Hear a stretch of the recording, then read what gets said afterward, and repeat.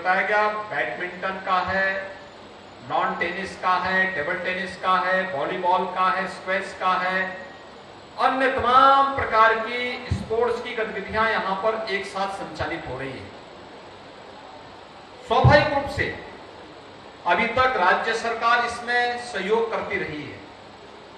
राज्य सरकार इस संबंध में अपने स्तर पर सहयोग करती रही है और मुझे बताते हुए प्रसन्नता है जो यहां पर आज माननीय न्यायमूर्ति जी ने और हमारे पूर्व वक्ता मेरे सहयोगी ब्रजेश पाठक जी ने, नंदगोपाल नंदी जी ने और खेल मंत्री जी ने जो बात यहां पर कही उसी को आगे गति देने के लिए लगभग प्रयागराज में स्पोर्ट्स की एक्टिविटी को आगे बढ़ाने के लिए हम लोग यहां पर लगभग 100 करोड़ रुपए अकेले प्रयागराज में ही स्मार्ट सिटी मिशन के अंतर्गत खर्च कर रहे हैं। और यहां पर अमिताभ बच्चन स्पोर्ट्स कॉम्प्लेक्स के लिए ही जो हमारी कुल योजना है, जो प्रोजेक्ट का जो हमारे यहां पर कार्य होने जा रहा है, 60 करोड़ रुपए की लागत से इस कार्य को अकेले इसी परिसर के लिए कार्य संपन्न हो रहा है। इसके साथ ही हमारे यहां जो हमारे प्रयागराज के अंदर सरकारी और सरकारी सहायता प्राप्त जो स्कूल हैं उनके लिए 10 करोड़ 16 लाख रुपए, इलाहाबाद विश्वविद्यालय के लिए 10 करोड़ 86 लाख रुपए, चंद्रशेखर आजाद पार्क में खेल सुविधाओं के विकास के लिए 7 करोड़ 73 लाख रुपए, ओपन एयर जिम और मल्टी एक्टिविटी प्ले सिस्टम के लिए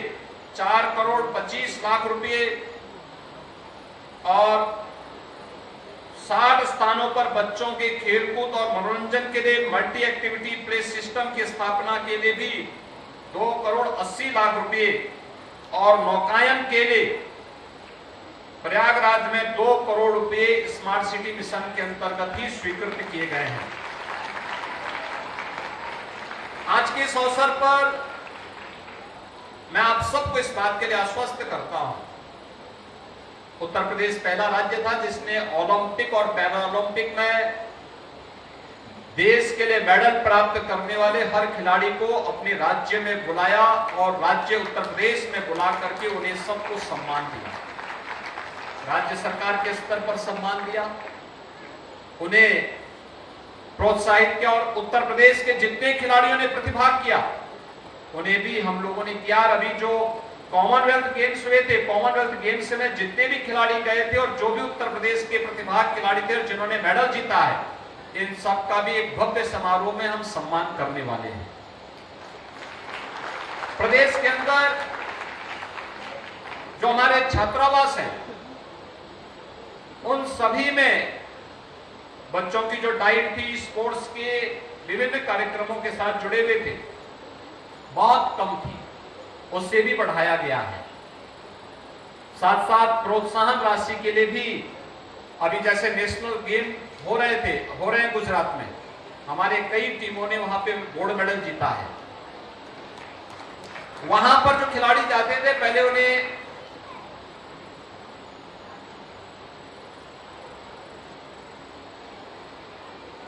थर्ड टियर की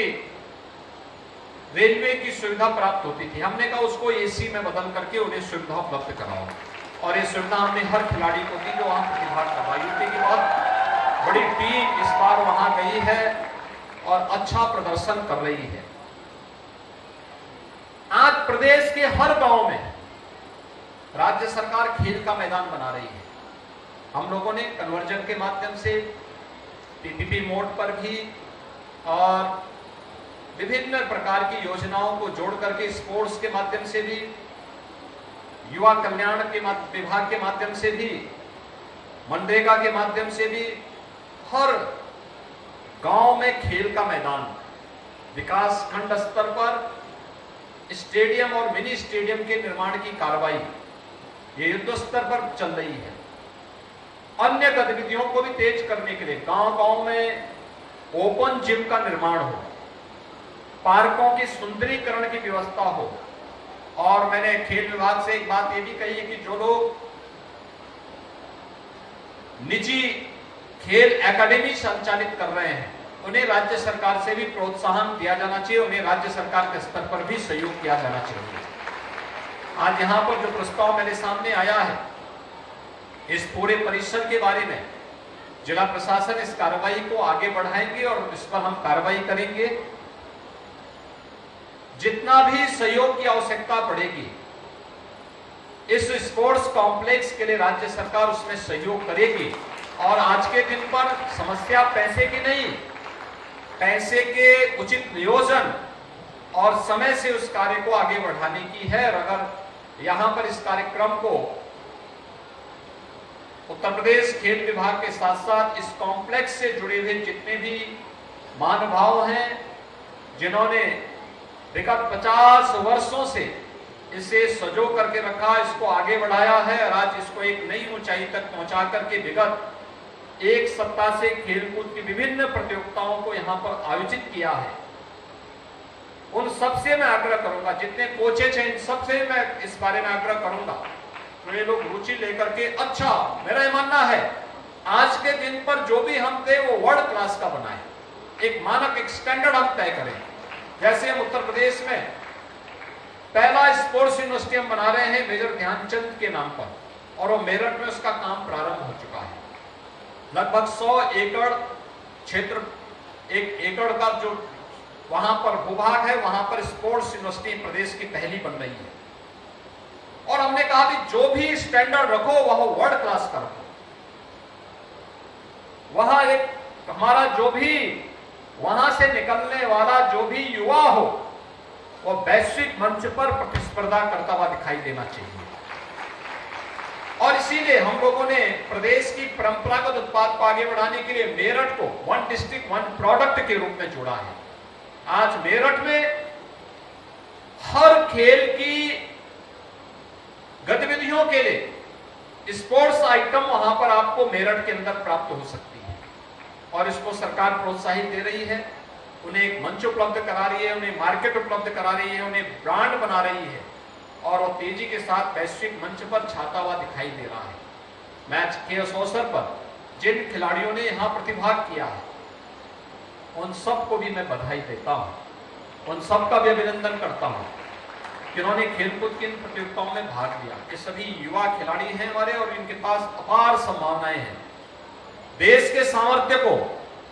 गांव से आप बाहर निकलते हैं, शहर से बाहर निकलते हैं तो अपने जनपद के लिए खेलते हैं, जनपद के बाहर निकलते हैं तो अपने कमिश्नरी या रीजन के लिए खेलते हैं, और जब आप राज्य स्तर पर जाते हैं तो वहां पर भी आप पुरस्कार प्राप्त करते हैं, और जब राज्य के बाहर जाते हैं तो राज्य का नाम, और देश के बाहर जाते हैं तो देश का नाम आपके साथ जुड़ जाता है। आपके सामर्थ्य से प्रदेश और देश को पहचान मिलती है, समाज को पहचान मिलती है। और इसलिए मैं आपसे कहूंगा कि 2 चीजें बहुत महत्वपूर्ण हैं। एक, अपने आप को पूरी एकाग्रता के साथ एकलव्य की तरह जब आप लगेंगे तो परिणाम तब आएगा। और आज तो अच्छे अच्छे कोचेस उपलब्ध कराए जा रहे हैं। दूसरा, टीम वर्क, जब टीम वर्क होगा तो परिणाम कई गुना बढ़ जाता है, और खेल, हर खेल हमें टीम भाव के साथ कार्य करने की एक नई प्रेरणा देता है। यही समाज में, चाहे वह परिवार की व्यवस्था हो और चाहे वह समाज निर्माण और राष्ट्र निर्माण की व्यवस्था हो, अगर टीम वर्क नहीं है तो कोई भी सफलता प्राप्त करना एक अत्यंत चुनौतीपूर्ण कार्य होता है। लेकिन जब टीम वर्क होता है तो उसे आसानी से प्राप्त किया जा सकता है, और खेल हमें उस टीम के साथ मिल करके रिजल्ट पर पहुंचाने का, परिणाम तक पहुंचाने का एक नया संदेश भी देता है। हम सब इस गतिविधि के साथ जुड़ेंगे, और मैं इस बात के लिए आश्वस्त करता हूं प्रयागराज वासियों को,